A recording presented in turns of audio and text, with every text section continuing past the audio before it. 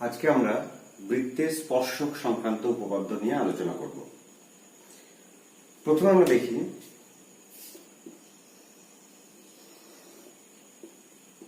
ও কেন্দ্রীয় বৃত্তকে একটা সরলরেখা ধরে বাইরে দিয়ে যেতে পারে বা এই বৃত্তটাকে ছেদ করতে পারে।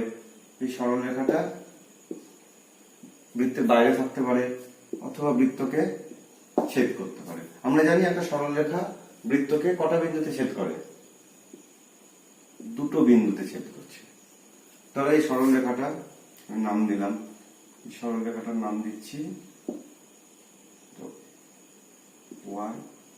X Y.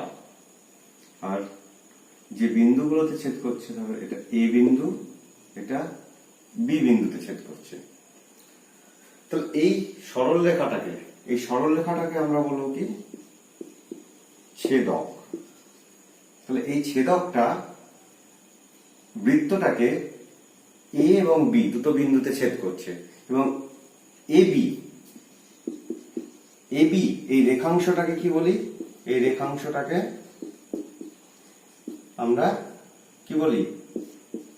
জ্যা বলি, তাই তো? এই রেখাংশটাকে জ্যা বলি। জ্যায়ের প্রান্ত বিন্দু কি? এ এবং বি। এবার এই রেখাটাকে আমি যদি এ বিন্দুতে ফিক্সড করে দিই, এখানে ধরো এই এ বিন্দুতে এই সরলরেখাটাকে ফিক্সড করে দিলাম এ বিন্দুতে, দিয়ে আমি ঘড়ির কাঁটার বিপরীত দিকে এইভাবে ঘোরাচ্ছি। ঘোরালে কি হতে পারে?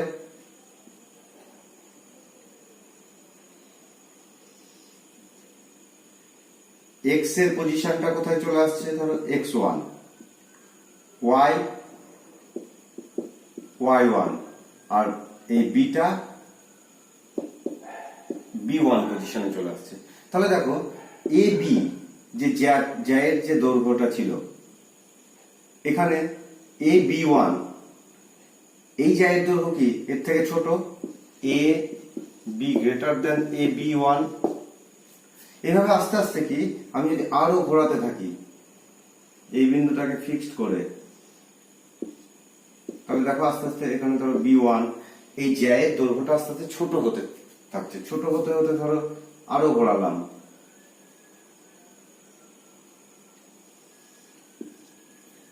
আরো ঘোরাচ্ছি, ঘোরাতে ঘোরাতে ঘোরাতে আলটিমেটলি ধরো কিভাবে যাবে? এটা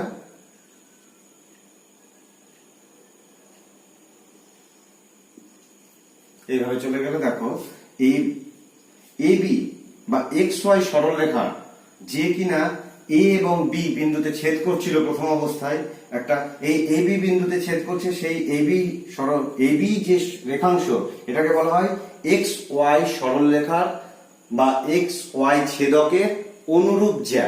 তাহলে অনুরূপ জ্যাটা আস্তে আস্তে দেখো তোমার কি হলো, যে এই জ্যায়ের যে প্রান্ত বিন্দু দুটো ছোট হতে হতে হতে এই যে বি বিন্দুটা, এই বি বিন্দুটা আস্তে আস্তে এ বিন্দুর ওপরেই বি বিন্দুটা কি হয়ে গেল? সমাপতিত হয়ে গেল। এখানে এসেই বিন্দুটা আস্তে আস্তে জ্যাটা ছোট হতে হতে এখানে এসেছিল, তারপরে ধরো এখানে আসলো, এই আস্তে আস্তে এইখানে এ সমাপতিত হয়ে গেল। তাহলে আমরা দেখতে পাচ্ছি সমাপতিত হয়ে গেলে তখন এই এক্স ওয়াই সরলরেখাটা কি হচ্ছে? এক্স ওয়াই সরলরেখাটা জাস্ট এ বিন্দুতে বৃত্তটাকে স্পর্শ করে বেরিয়ে গেল। তাহলে এই এক্স ওয়াই সরলরেখাকে তখন কি বলবো? সরলরেখা এ বিন্দুতে স্পর্শক। যদি সংজ্ঞা আমাদের চাই তাহলে আমরা কি বলতে পারি? যে কোনো সরলরেখার যে বৃত্তের অনুরূপ জ্যায়ের প্রান্ত বিন্দু যদি একে অপরের উপর সমাপতিত হয়ে যায়, সমাপতিত হলে মানে জ্যায়ের প্রান্ত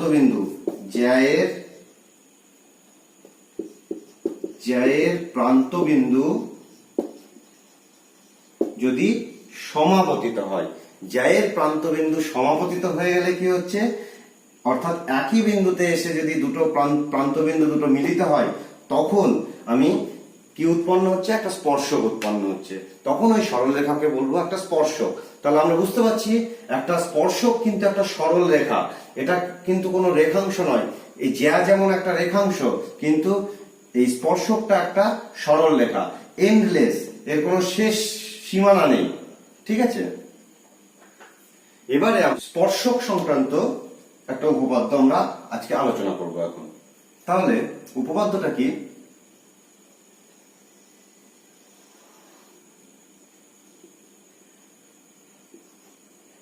উপপাদ্যটা হচ্ছে কোন বৃত্তের কোন বিন্দুতে স্পর্শক, কোন বৃত্তের কোন বিন্দুতে স্পর্শক এবং স্পর্শ বিন্দুগামী ব্যাসার্ধ পরস্পরের উপর লম্বভাবে অবস্থান করে, এটা আমাদের উপপাদ্য। তাহলে আমরা কি আঁকবো? একটা বৃত্ত আঁকবো, ধরো ও কেন্দ্রীয় বৃত্ত, কোন একটা বিন্দুতে, ধরো এই একটা বিন্দু, এটার নাম দিলাম পি। তাহলে পি বিন্দুতে কি বলেছে? একটা স্পর্শক, ধরো স্পর্শকটা হচ্ছে এক্স ওয়াই। পি বিন্দুতে এক্স ওয়াই স্পর্শকটা অবস্থিত এবং স্পর্শ বিন্দুগামী ব্যাসার্ধ, তাহলে স্পর্শ বিন্দু কোনটা? এটা স্পর্শ বিন্দুগামী ব্যাসার্ধ। তাহলে এই দুটো আমি যোগ করলেই কি স্পর্শ বিন্দুগামী ব্যাসার্ধ পেলাম। আমাদের তাহলে প্রমাণ করতে হবে, দেখো কোশ্চেনের মধ্যে ডিটেলস আছে, প্রমাণ করতে হবে কি? তাহলে স্পর্শ বিন্দুগামী ব্যাসার্ধ স্পর্শকের উপর লম্ব, তার মানে ওপি লম্ব এক্স ওয়াই।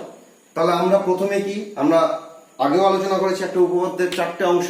প্রথমে প্রদত্ত, তাহলে কি কোশ্চেন অনুযায়ী যে ছবিটা আঁকলাম সেটাই, যে মনে করি ও কেন্দ্রীয় বৃত্তের পি বিন্দুতে এক্স ওয়াই একটি স্পর্শক, ও পি স্পর্শ বিন্দুগামী ব্যাসার্ধ। প্রমাণ করতে হবে তাহলে কি, প্রমাণের অংশটা কি? তাহলে প্রামাণ্য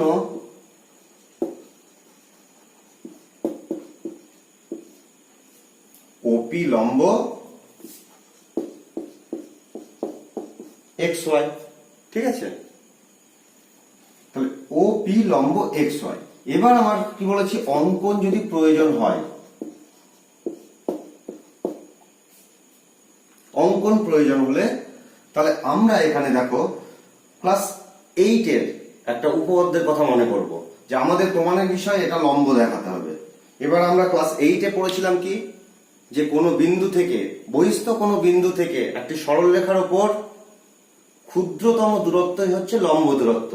তাহলে একটি সরলরেখার উপর যদি আমি দেখাতে পারি যে ক্ষুদ্রতম দূরত্ব, তাহলে সেটাই কি হবে? লম্ব দূরত্ব।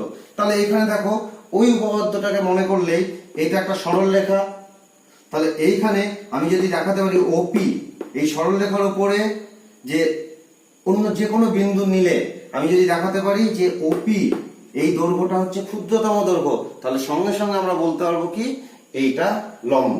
তাহলে আমি কি করব, অঙ্কনে আমি একটা এক্স ওয়াই এর যে স্পর্শক তার উপর একটা বিন্দু নিয়ে নিচ্ছি, পি ব্যতীত একটা বিন্দু নিচ্ছি।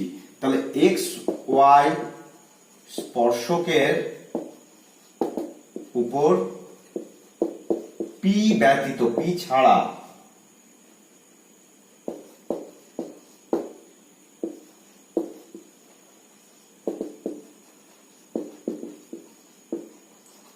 নেওয়া হলো এবং কি করা হলো,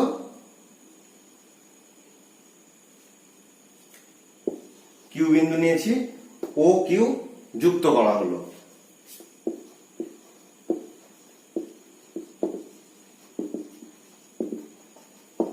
ও কিউ যুক্ত করা হলো। তাহলে ও যেহেতু পি ব্যতীত, পি বিন্দুতে টাচ করেছে, আর পি ব্যতীত অন্য যে কোনো বিন্দুই কি হবে, বৃত্তের বাইরে অবস্থিত হবে। তাহলে নিশ্চয়ই ও কিউ এই বৃত্তটাকে একটা ধরো আর বিন্দুতে ছেদ করেছে, ঠিক আছে? তাহলে এবার আমরা প্রমাণ কি করব, প্রমাণ করব যে আমাদের প্রমাণের বিষয়টা দেখো, যদি আমি দেখাতে পারি এই ও কিউ ও পি এর থেকে বড়, অর্থাৎ ও পিটা হচ্ছে সবচেয়ে ছোট, কারণ কিউ যে কোনো জায়গায় থাকতে পারে, এখানে এখানে এখানে যে কোনো জায়গায় থাকতে পারে, আমি আরবিট্রারি নিয়েছি এটা, তার মানে কি আমি যে কোনো বিন্দু নিয়েছি কিউ। তাহলে যে কোনো বিন্দুর জন্য যদি আমি দেখাতে পারি যে ওপিটা হচ্ছে ছোট, তার মানে ওপিটা কি ক্ষুদ্রতম, সঙ্গে সঙ্গে বলতে পারবো কি ওপি এক্স ওয়াই এর উপর লম্ব। তাহলে দেখো আমরা ও কিউ সরল রেখা, আমরা যেহেতু পি ব্যতীত অন্য বিন্দু নিয়েছি, তাহলে সরল রেখা বৃত্তের ধরি, আগেই বলে দিয়েছি যে কিউ বিন্দুটা বাইরে, পি ব্যতীত, তাহলে ধরি ও কিউ সরল রেখা বৃত্তটিকে আর বিন্দুতে ছেদ করে, আর বিন্দুতে যখনই ছেদ করছে, তাহলে এবার দেখো এই ও আরটা কি হচ্ছে, বৃত্তের ব্যাসার্ধ। তাহলে এই ও আরটা বৃত্তের ব্যাসার্ধ, এটা আমি দেখে নিতে পারছি। এবার দেখো যে এইটা ও কিউ আর ও আর এর মধ্যে সম্পর্ক কি, ও আর নিশ্চয়ই ও কিউ এর থেকে ছোট, দেখেই বুঝতে পারছি অঙ্কন অনুসারে, এটা আমরা বলতেই পারবো অঙ্কন অনুসারে। তাহলে ও আর লেস দেন, বা বলে দিতে পারি যেহেতু কিউ বিন্দুটা বৃত্তের বাইরে অবস্থিত, তাহলে ও আর লেস দেন ও কিউ। এবার ও আর এর জায়গায় এটাও বৃত্তের ব্যাসার্ধ, এটাও দেখো কি ওপিটাও কি বৃত্তের ব্যাসার্ধ, তাহলে ওপি লেস দেন ও কিউ। যেহেতু ও আর সমান ওপি সমান বৃত্তের ব্যাসার্ধ, তাহলে দেখো ওপি লেস দেন ও কিউ। তাহলে কি হচ্ছে যে যে কোনো বিন্দু কিউ এর জন্য আমরা তাহলে কি লিখবো, যে কোনো বিন্দু কিউ এর জন্য ওপি হলো ক্ষুদ্রতম দৈর্ঘ্য। ওপি ক্ষুদ্রতম, আমি পুরোটা লিখছি না, ক্ষুদ্রতম দৈর্ঘ্য। যে ওপিটা ক্ষুদ্রতম দৈর্ঘ্য হয়ে গেল, সঙ্গে সঙ্গে আমরা বলতে পারবো অতএব ওপি লম্ব দৈর্ঘ্য প্লাস 8 এর সেই উপপাদ্যটা মনে করব যে ক্ষুদ্রতম দূরত্বটাই কি, ক্ষুদ্রতম দৈর্ঘ্যটাই লম্ব দৈর্ঘ্য হয়ে যায়। অতএব আমরা সঙ্গে সঙ্গে বলতে পারবো কি ওপি লম্ব এক্স ওয়াই, প্রমাণিত। বোঝা গেল? আচ্ছা, এর বিপরীত উপপাদ্যটা কেমন হবে, এখানে প্রমাণের বিষয় ছিল ওপি লম্ব এক্স ওয়াই। এবার হয়তো তোমাকে বলে দিল যে লম্বটা বলে দিয়েছে, তোমাকে প্রমাণ করতে হবে যে এটা একটা স্পর্শক। কোশ্চেন দিতে পারে যে প্রমাণ করো, কোশ্চেনটা আছে যে কোন বৃত্তের যে কোনো ব্যাসার্ধের প্রান্ত বিন্দু দিয়ে, তাহলে কোন বৃত্তের, এই একটা বৃত্ত, বৃত্তের ব্যাসার্ধের, এই যে ব্যাসার্ধের প্রান্ত বিন্দু দিয়ে, এই যে প্রান্ত বিন্দু ওপির প্রান্ত বিন্দু কি পি, প্রান্ত বিন্দু দিয়ে ব্যাসার্ধের ওপর অঙ্কিত, এই ব্যাসার্ধের ওপর অঙ্কিত লম্ব সরল রেখা ওই বৃত্তের প্রান্ত বিন্দুতে স্পর্শক হবে, ওই বৃত্তের প্রান্ত বিন্দুতে স্পর্শক হবে। লম্ব বলে দিয়েছে, প্রমাণ করতে হবে স্পর্শক হবে। তাহলে আমাদের প্রদত্ত কি, প্রদত্ত দেখো যে ওপি লম্ব এক্স ওয়াই, এটা দেয়া আছে, মানে ও কেন্দ্রীয় বৃত্তের যেমন লেখা আগেরটার মতনই, ও কেন্দ্রীয় বৃত্তের ওপি হচ্ছে স্পর্শবিন্দুগামী ব্যাসার্ধ, এবং এক্স ওয়াই মানে ওপি লম্ব এক্স ওয়াই। তাহলে প্রমাণ করতে হবে পি বিন্দুতে এক্স ওয়াইটা স্পর্শক। আগে স্পর্শক বলা ছিল, প্রমাণ করতে হয়েছিল লম্ব, এবার লম্ব বলেছে স্পর্শক প্রমাণ করতে হবে, এটা প্রমাণ করতে হবে। তাহলে আমি অঙ্কন করছি কি যে এটা স্পর্শক প্রমাণ করতে হবে, আমি ধরে নিলাম যে এটা স্পর্শক না, তাহলে অন্য একটা স্পর্শক আঁকলাম আমি, যে পি বিন্দু দিয়ে অঙ্কন করছি, পি বিন্দু দিয়ে ধরো এ বি স্পর্শক অঙ্কন করা হলো। যদিও কিছু করার নেই, একটু বেরিয়ে যাবে, মানে স্পর্শক এটা আলটিমেটলি হবে না। দেখো স্পর্শক হচ্ছে না, আমি ছবিতে বুঝতে পারছি যে ছবি আঁকা সম্ভব নয়, তো আমি ছবিতেই বেরিয়ে যাচ্ছে, স্পর্শক কি ছেদ করে যাচ্ছে। তাহলে আমি তাও ধরবো যে এটা স্পর্শক, ধরে নিচ্ছি যে এ বি স্পর্শক। তাহলে আমার এই অংশটাকে মুছে দিই, এটার তো কোনো প্রয়োজন নেই এখন।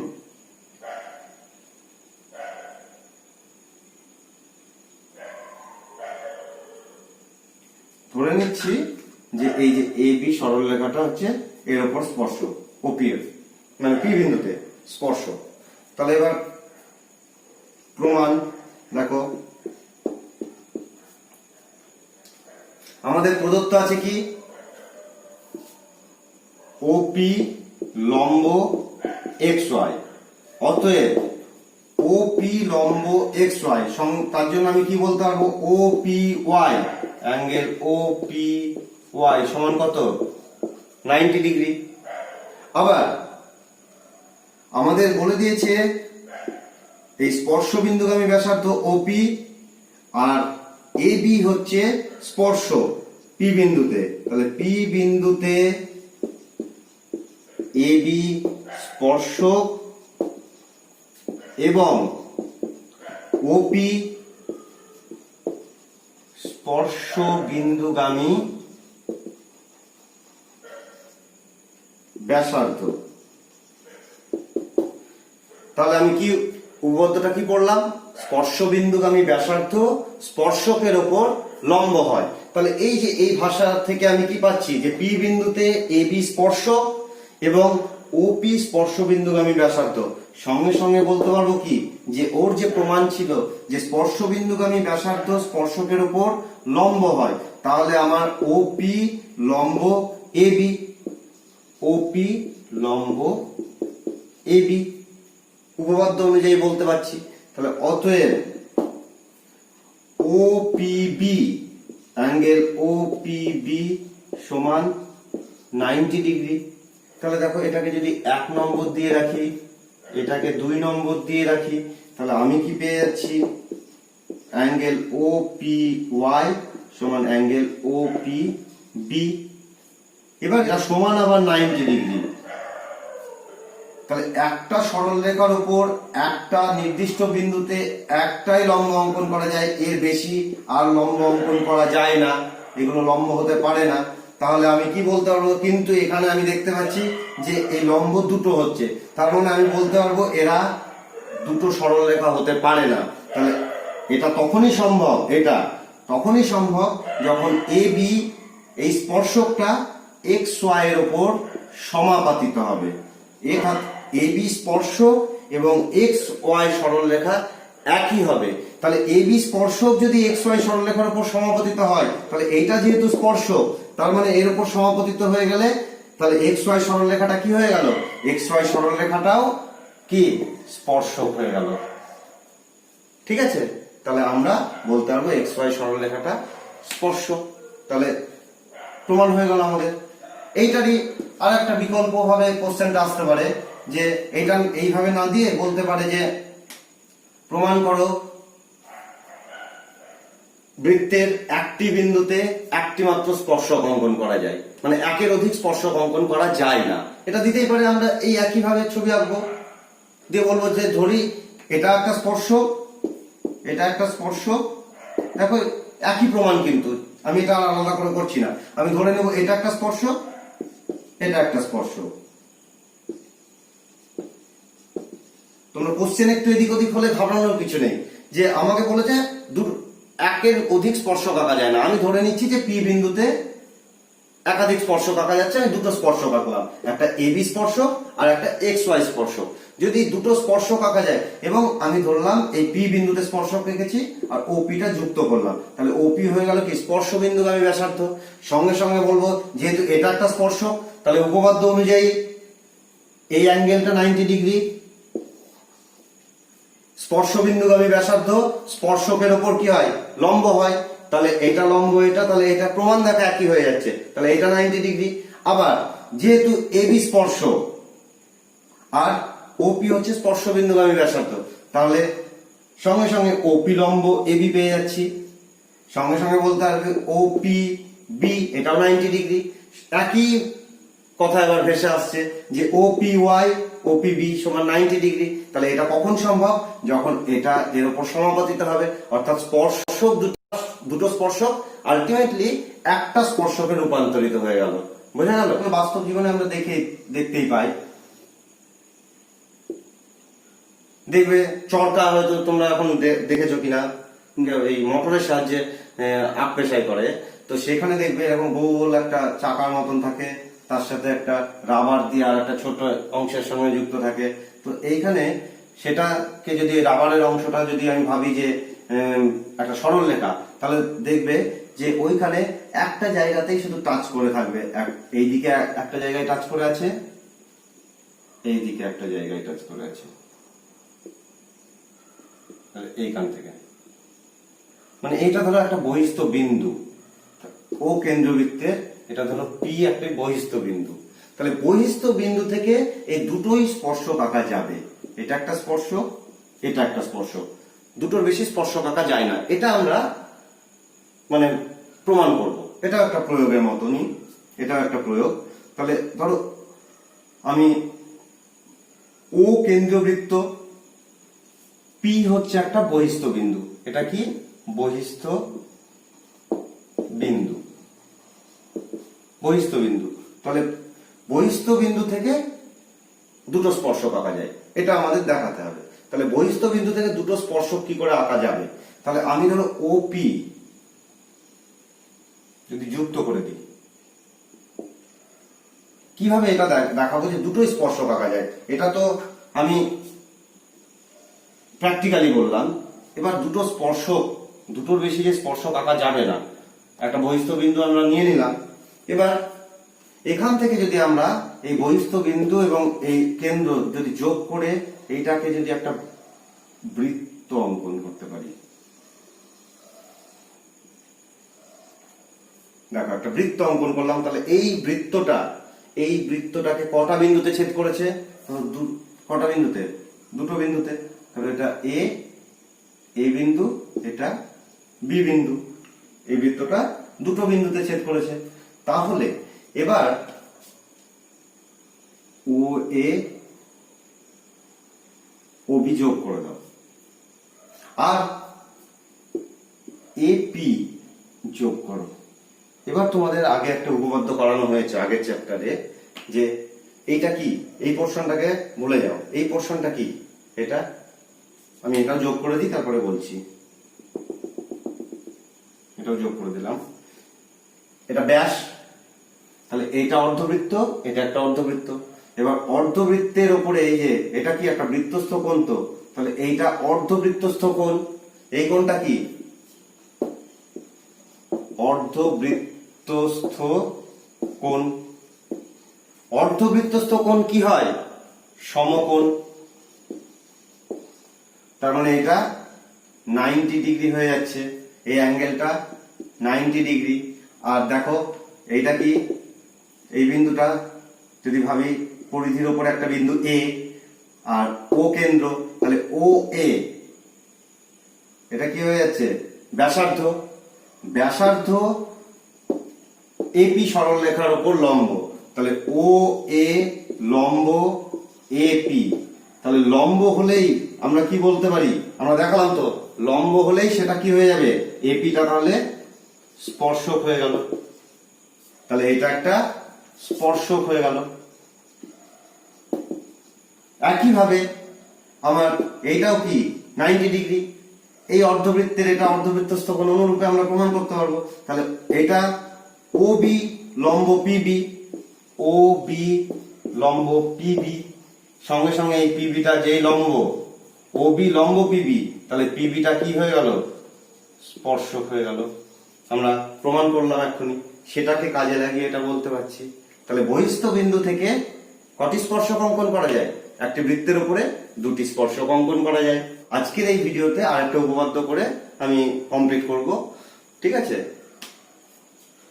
যে উপপাদ্যটা কি? একটি বৃত্ত, আগে উপপাদ্যের বিবৃতিটা বলি। কোন বৃত্তের বহিস্থ কোন বিন্দু থেকে যে দুটি, আমরা জানি যে দুটি স্পর্শক অঙ্কন করা যায়। তাহলে যে দুটি স্পর্শক অঙ্কন করা যায়, তাহলে বহিস্থ বিন্দু থেকে যে দুটি স্পর্শক অঙ্কন করা যায় তারা কেন্দ্রে সমান কোণ উৎপন্ন করবে এবং স্পর্শক দুটি সমান হবে। স্পর্শক দুটির দৈর্ঘ্য সমান হবে, আমাদের প্রমাণ করতে হবে স্পর্শক দুটির দৈর্ঘ্য সমান এবং তারা কেন্দ্রে সমান কোণ উৎপন্ন করে। তাহলে আমরা ছবিটা কি আঁকবো? এই যে কোশ্চেন থেকে আমরা কি বলেছে, ছবি প্রদত্ত প্রামাণ্য বিষয় কোশ্চেন থেকে আমরা তুলে নেব। কোশ্চেনে বলেছে কি, যে প্রমাণ করো কোন বৃত্তের বহিস্থ কোন বিন্দু থেকে যে দুটি স্পর্শক অঙ্কন করা যায় তাদের দৈর্ঘ্য সমান এবং তারা কেন্দ্রে সমান কোণ উৎপন্ন করে। তাহলে স্পর্শকের দৈর্ঘ্য সমান প্রমাণ করতে হবে, আর কেন্দ্রে সমান কোণ উৎপন্ন করবে সেটা প্রমাণ করতে হবে। তাহলে প্রথম কাজ হচ্ছে কি, আমরা একটা বৃত্ত আঁকবো। মনে করি ও ও কেন্দ্রবৃত্ত, ও কেন্দ্রবৃত্ত বহিস্থ বিন্দু পি নাম দিলাম, বহিস্থ বিন্দু পি থেকে স্পর্শক এখানে বলে দিয়েছে, তবে ধরো এখানে স্পর্শ বিন্দু পি এ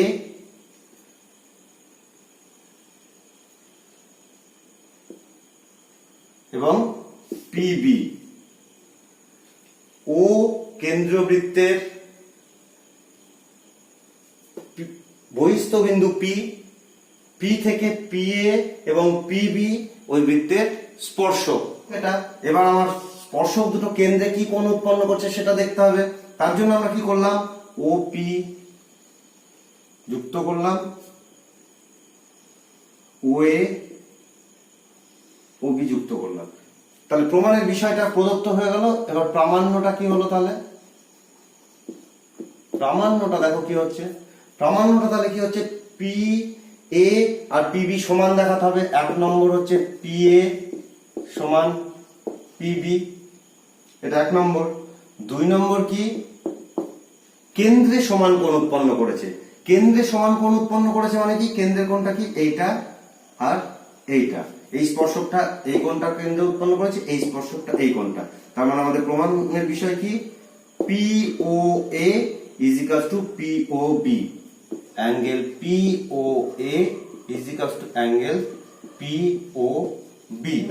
অঙ্কনের যদি কিছু প্রয়োজন থাকে, দেখো আমরা কিছু এখানে দুটো ত্রিভুজ পেয়ে গেছি, তাহলে আমাদের আর কিছু যোগ করা, আমরা প্রদত্ততেই তো আমাদের যেহেতু এই কোণ দুটোর কথা প্রমাণের বিষয়, তাহলে প্রদত্ততেই তো আমি ও এ ও বি ও পি সব যোগ করে নিয়েছি, তাহলে আমার নিশ্চয়ই অঙ্কনে আর কিছু থাকছে না।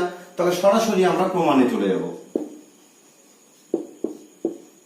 প্রমাণে আমাকে দেখাতে হবে এই বাহু সমান, এই কোণ সমান। আমি দেখো এই দুটো ত্রিভুজ পেয়েছি, এই ত্রিভুজ এই ত্রিভুজ। তাহলে যদি এই ত্রিভুজ দুটোকে সর্বসম দেখাতে পারি, সর্বসম দেখাতে পারলেই আমরা কি প্রমাণ হয়ে যাবে, যে এই বাহু সমান অনুরূপ বাহু, আর এই কোণ অনুরূপ কোণ হিসাবে সমান। তাহলে আমাদের টার্গেট হয়ে গেল কি, এই ত্রিভুজ দুটোকে সর্বসম দেখানো। তাহলে সর্বসম দেখানোর জন্য আমাদের কটা শর্ত লাগে, তিনটে শর্ত লাগবে। তাহলে তিনটে শর্ত আমরা খুঁজে দেখি পাই কিনা। তাহলে ত্রিভুজ দেখো, এটা কি, ও এ স্পর্শ বিন্দুগামী ব্যাসার্ধ, ও এ পি, এটা কি স্পর্শক। সঙ্গে সঙ্গে বলতে পারবো কি, যে ও এ লম্ব এপি, যেহেতু ও এ স্পর্শ বিন্দুগামী ব্যাসার্ধ আর এপি স্পর্শক, তাহলে সঙ্গে সঙ্গে স্পর্শক এবং স্পর্শ বিন্দুগামী ব্যাসার্ধ কি হয়, লম্ব হয়। তার মানে ও এ পি, ত্রিভুজ ও এ পি সমকোণী, সমকোণী ত্রিভুজ। অনুরূপে দেখো এইটাও স্পর্শ বিন্দুগামী ব্যাসার্ধ আর এটা স্পর্শক, তাহলে এটা কি হয়ে যাচ্ছে, লম্ব হয়ে যাচ্ছে। অনুরূপে ওবি লম্ব পিবি, তাহলে অতএব ত্রিভুজ ও বিপি সমকোণী,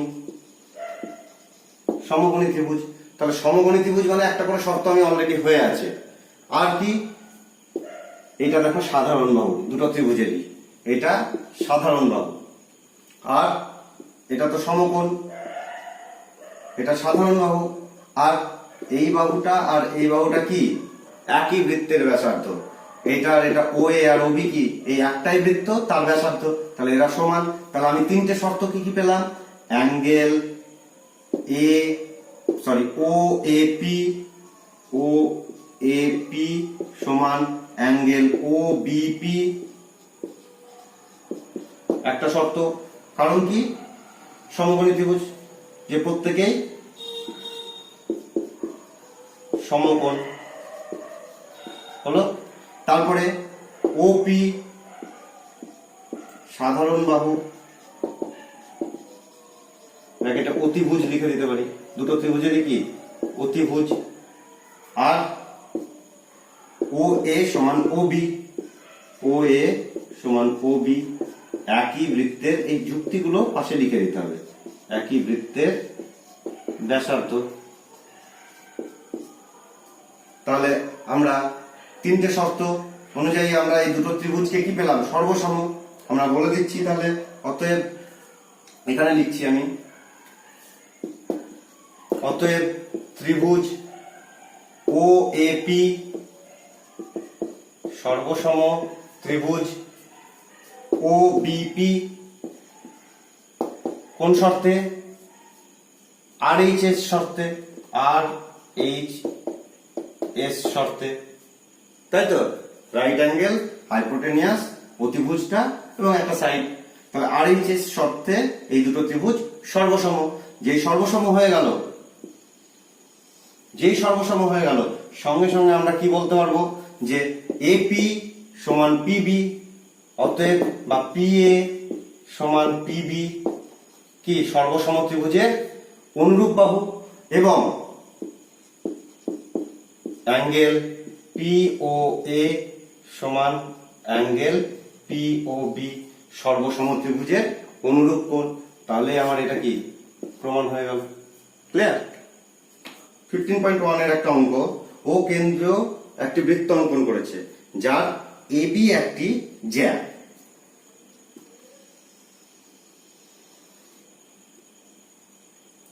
ও কেন্দ্রীয় বৃত্ত, ধরো এবি একটি জ্যা, এ বি একটি জ্যা, বি বিন্দুতে একটি স্পর্শক অঙ্কন করেছি। ঠিক আছে, বি বিন্দুতে একটি স্পর্শক অঙ্কন করেছি যা বর্ধিত এও কে, তাহলে প্রথমে এও আগে যোগ করি, বর্ধিত এও কে টি বিন্দুতে ছেদ করলো, বর্ধিত এও কে টি বিন্দুতে ছেদ করেছে। তাহলে কাকে, এ ও কে, তাই তো? টি বিন্দুতে ছেদ করলো। বিএটি, বিএটি কত ডিগ্রি? 21 ডিগ্রি, 21 ডিগ্রি হলে বিটি এর মান কত? বিটিএ এই কোণটার মান কত? কি করে করব? এই কোণটার মান কত আমরা কি করে করব? এই কোণটার মান দেখো, প্রথম কাজ হবে আমার আগে ওটা যেহেতু কেন্দ্র, কেন্দ্র থেকে স্পর্শ বিন্দুগামী ব্যাসার্ধ আগে যোগ করে দিলাম, বিটা যোগ করে দিলাম, এই যে স্পর্শ বিন্দুগামী ব্যাসার্ধ। তাহলে আমি উপপাদ্য থেকে প্রথম কাজ হচ্ছে কি, এই অ্যাঙ্গেলটা 90 ডিগ্রি, স্পর্শ বিন্দুগামী ব্যাসার্ধ স্পর্শকের উপর লম্বভাবে অবস্থান করে, তাহলে এটা 90 ডিগ্রি। এবার দেখো এইটা 21 ডিগ্রি, এই একটা ত্রিভুজ দেখতে পাচ্ছ না, এটা 21 ডিগ্রি দিয়েছে কি, নিশ্চয়ই কোনো একটা কারণ আছে। তাহলে এই 21 ডিগ্রিটাকে কিভাবে কাজে লাগাতে পারি? আমি এই 21 ডিগ্রি দেওয়া আছে, আবার দেখো এটা একটা ত্রিভুজ উৎপন্ন হয়েছে এবং যার এইটাও ব্যাসার্ধ এটাও ব্যাসার্ধ, একটাই বৃত্তের। তাহলে এইটা 21 হলে কি হবে? এটা একটা সমদ্বিবাহু ত্রিভুজ হচ্ছে, তাহলে এটাও 21 ডিগ্রি হচ্ছে তো। তাহলে এই টোটাল অ্যাঙ্গেলটা কত হয়ে যাচ্ছে দেখো, 90 প্লাস 21 ডিগ্রি, অ্যাঙ্গেল এ বিটি সমান 111 ডিগ্রি। দেখো তাহলে এ বিটি একটা ত্রিভুজ, সেই ত্রিভুজের এই অ্যাঙ্গেলটা 111 ডিগ্রি, এই অ্যাঙ্গেলটা 21 ডিগ্রি। তাহলে এই অ্যাঙ্গেলটা কত হবে? ত্রিভুজের তিনটে কোণের সমষ্টি কত? 180 ডিগ্রি। তাহলে অতএব অ্যাঙ্গেল বিটি এ সমান কি? ত্রিভুজের তিনটে কোণের সমষ্টি 180 ডিগ্রি। তাহলে এই অ্যাঙ্গেলটা কত হবে? 180 ডিগ্রি থেকে যদি আমি এই দুটোর যোগফল বাদ দিই, তাহলে বিটি এ সমান কি? 180 ডিগ্রি মাইনাস এই অ্যাঙ্গেলটা মানে 111 ডিগ্রি প্লাস এই অ্যাঙ্গেলটা মানে 21 ডিগ্রি। তাহলে কত হচ্ছে? 180 ডিগ্রি মাইনাস 132 ডিগ্রি, তাই তো? 21 2 হ্যাঁ, তাহলে হচ্ছে 48 ডিগ্রি। 48 ডিগ্রি হচ্ছে। তাহলে এই অ্যাঙ্গেলটার ভ্যালু হচ্ছে 48 ডিগ্রি। বুঝা গেল? সিম্পল ব্যাপার। আমাকে কি কি দেয়া আছে সেগুলো নজর রাখতে হবে, তাহলে দেখবে মানে শর্ট কোশ্চেনে অঙ্ক করা অসুবিধা হবে না কিছু। এবার অনেক সময় দেয় কি যে বললো যে ধরো এরকম বহিস্থ বিন্দু থেকে ধরো স্পর্শক অঙ্কন করা হয়েছে পি বিন্দু, ঠিক আছে, এরকম টাইপের অঙ্ক আমি দেখছি। তাহলে বহিস্থ বিন্দু কোন একটা অঙ্ক পেয়েছি 16 সেমি দৈর্ঘ্যের ব্যাস বিশিষ্ট। তাহলে 16 সেমি দৈর্ঘ্যের ব্যাস বিশিষ্ট মানে ব্যাসার্ধ কত? ব্যাসার্ধ হচ্ছে 8 সেমি, ঠিক আছে, এবং কেন্দ্র থেকে 17 সেমি দূরে, কেন্দ্র থেকে 17 সেমি দূরে, তাহলে এই ডিসটেন্সটা হচ্ছে 17 সেমি আর এটা 8 সেমি। ব্যাস যেহেতু 16 সেমি, অবস্থিত একটি বিন্দু থেকে অঙ্কিত বৃত্তের স্পর্শকের দৈর্ঘ্য কত? তাহলে এই বিন্দু থেকে, তাহলে এখানে কি একটা স্পর্শক এঁকেছে, তাহলে এই স্পর্শকের দৈর্ঘ্য কত? তাহলে ধরো এ নাম দিলাম, এটাকে প্রথম কাজ হবে কি এটা যোগ করে দেওয়া। তাহলে এই স্পর্শকের দৈর্ঘ্য আমাকে এ পি সমান বের করতে হবে। তাহলে আমি কি জানি? শুধু জানি এইটুকু 17 আর ব্যাসার্ধ হচ্ছে কত? ব্যাসার্ধ সমান 8 সেমি। তাহলে ও এ এটা সমানই ও এ সমান 8 সেমি। এবার দেখো ও এ স্পর্শবিন্দুগামী ব্যাসার্ধ, এটা স্পর্শক, তাহলে এটা কি 90 ডিগ্রি। সঙ্গে সঙ্গে এটা কি ত্রিভুজ হয়ে গেল, একটা সমকোণী ত্রিভুজ। সমকোণী ত্রিভুজের আমরা পিথাগোরাসের উপপাদ্য অ্যাপ্লাই করব। পিথাগোরাসের উপপাদ্য কি? অতিভুজের স্কয়ার ইজ ইকুয়ালস টু লম্ব স্কয়ার প্লাস ভূমি স্কয়ার। এখানে অতিভুজ কোনটা? এইটা অতিভুজ, এইটা লম্ব, এটা ভূমি। এই ভূমিটা এপি, এপি বের করলে আমার স্পর্শকের দৈর্ঘ্য বেরিয়ে যাচ্ছে। তাহলে অতিভুজের জায়গায় আমি বসাবো কত? 17 তার স্কয়ার। লম্বের জায়গায় বসাবো কত? এই যে 8 সেমি, তাহলে 8 স্কয়ার প্লাস ভূমি মানে এপি স্কয়ার, বা এপি সমান কি হয়ে যাচ্ছে? √17 স্কয়ার মাইনাস 8 স্কয়ার। এপি 8 স্কয়ারের দিকে চলে আসলে তাহলে এটা সমান কি? আমি যদি ইয়ে না করি a স্কয়ার মাইনাস b স্কয়ারের ফর্মুলায় ভেঙে দিই, তাহলে 17 প্লাস 8 ইন্টু 17 মাইনাস 8, তাহলে কত হচ্ছে? 17 আর 8 25। তাহলে আমি এখানে লিখছি সমান √25 ইন্টু 17 মাইনাস 8 মানে 9, এটাকে ভাঙলে 5 ইন্টু 5 ইন্টু 3 ইন্টু 3 সমান 5 ইন্টু 3 মানে 15। তাহলে অতএব স্পর্শকের দৈর্ঘ্য 15 সেন্টিমিটার, ঠিক আছে। অতএব স্পর্শকের দৈর্ঘ্য 15 সেন্টিমিটার, এটা আমার অ্যান্সার বেরিয়ে গেল। এক্সারসাইজে 15.1 এর 5 এর প্রয়োগটা একটু আমি বলে দিচ্ছি, বুঝিয়ে দিচ্ছি, তোমরা করবে। দুটি এককেন্দ্রীয় বৃত্তের, এককেন্দ্রীয় বৃত্ত কি আমরা জানি? যাদের কেন্দ্র একটাই। দুটি এককেন্দ্রীয় বৃত্তের বৃহত্তরটির এবি এবং এসি যা দুটি অপর বৃত্তকে পি ও কিউ বিন্দুতে স্পর্শ করেছে, তাহলে দুটি জ্যা এবি বড় বৃত্তের জ্যা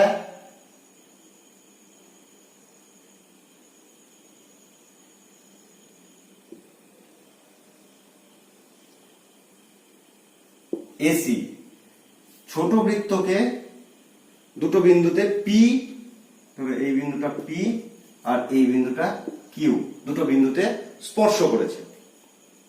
প্রমাণ করতে হবে পি কত দিয়েছে, পি কিউ মানে আমাকে পি কিউ যোগ করতে হবে, আর হাফ অফ বিসি। ছবিটা এরকম। তাহলে আমাদের প্রমাণের বিষয় হচ্ছে পি কিউ সমান হাফ অফ বিসি। দেখো প্রথম কাজ কি? এ বি এসি এটা বড় বৃত্তের, এটা মাথায় ঢুকিয়ে নিতে হবে। বড় বৃত্তের এটা হচ্ছে জ্যা, আর ছোট বৃত্তের মানে দুটোই ও কেন্দ্রীয় বৃত্ত, তো ও কেন্দ্রীয় বৃত্তের বৃহত্তর বৃত্তটির এ বি এবং এসি হচ্ছে জ্যা, আর ক্ষুদ্রতর বৃত্তটির এ বি এবং এসি স্পর্শ। কোথায় স্পর্শ করেছে? পি বিন্দুতে এবং কিউ বিন্দুতে। তাহলে প্রথম কাজ হবে আমার পি কিউ ও কিউ যুক্ত করে দেওয়া। ওপি আর ও কিউ যুক্ত করলাম, যেই যুক্ত করলাম আমি কি, যেহেতু স্পর্শক বলেছে সঙ্গে সঙ্গে আমি এই চ্যাপ্টার থেকে আমি কি পাবো? স্পর্শক বলেছে, সঙ্গে সঙ্গে ওপি কি হয়ে যাবে? এবি এর উপর লম্ব হয়ে যাবে। আবার একইভাবে ক্ষুদ্রতর ও কেন্দ্রীয় বৃত্তের ওপি স্পর্শবিন্দুগামী ব্যাসার্ধ এবং এসি হচ্ছে স্পর্শক, তাহলে ওপি ও কিউ লম্ব কি হয়ে যাবে? এসি। এই যে এটার উপর লম্ব হবে। তাহলে আমি দেখো লম্ব পেলাম এই দুটো।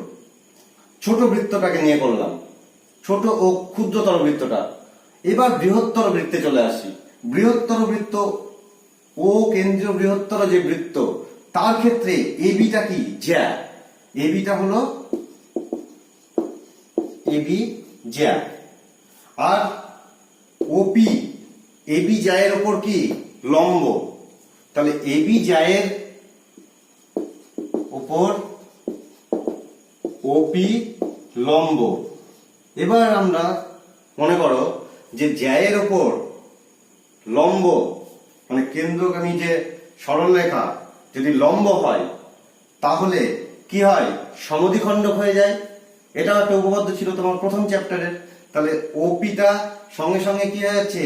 এবি কে লম্ব ছিল, তাহলে হয়ে যাচ্ছে কি? সমদ্বিখণ্ডক। অর্থাৎ পি হয়ে যাচ্ছে কি? এ বি এর মধ্যবিন্দু। অনুরূপে দেখো, অনুরূপে এটাও কি কেন্দ্রগামী সরলরেখা এবং সেটা কি? লম্ব এসি জ্যায়ের উপর। তাহলে কিউ বিন্দুটা কি হয়ে যাচ্ছে? এসি এর কিউ বিন্দু এসি এর মধ্যবিন্দু। আমরা উপপাদ্য ছিল কি? যে লম্ব হলে সমদ্বিখণ্ডক হয়, সমদ্বিখণ্ডক হলে লম্ব হবে জ্যায়ের উপরে। তাহলে সেটা আমি কাজে লাগালাম। তাহলে পি এবং কিউ, এবারে চলে আসো, দেখো পি আমাকে দেখাতে হবে কি? হাফ অফ বিসি পি কিউটা। এবার দেখে বুঝতে পারছি পি কিউ, দেখো একটা ত্রিভুজ উৎপন্ন হয়েছে না? এবিসি। এবিসি ত্রিভুজের পি কিউ একটা মাঝের একটা অংশ আর বিসি হচ্ছে বাহু। এবার আমরা ত্রিভুজের একটা উপপাদ্য ছিল কি? যে দুটি বাহুর মধ্যবিন্দুর সংযোজক সরলরেখা তৃতীয় বাহুর সমান্তরাল এবং অর্ধেক হয়। ক্লাস 9 এর উপপাদ্য ছিল। তাহলে আমরা এখানে কি? এবি বাহুর মধ্যবিন্দু পি, এসি বাহুর মধ্যবিন্দু কিউ। তাহলে দুটি বাহুর মধ্যবিন্দুর সংযোজক সরলরেখাকে পি কিউ। তাহলে দুটি বাহুর মধ্যবিন্দুর সংযোজক সরলরেখা তৃতীয় বাহুকে বিসি। বিসি এর কি হবে? অর্ধেক হবে। প্রমাণ হয়ে গেল। বোঝা গেল? খুব ইজি কিন্তু ভালো পরীক্ষায় আসে। তাহলে আজকে এই পর্যন্ত আমি শেষ করছি। সামনের যে পার্টটা পড়বো তাতে আমি এই চ্যাপ্টারটা কমপ্লিট করব। ওকে, থ্যাংক ইউ।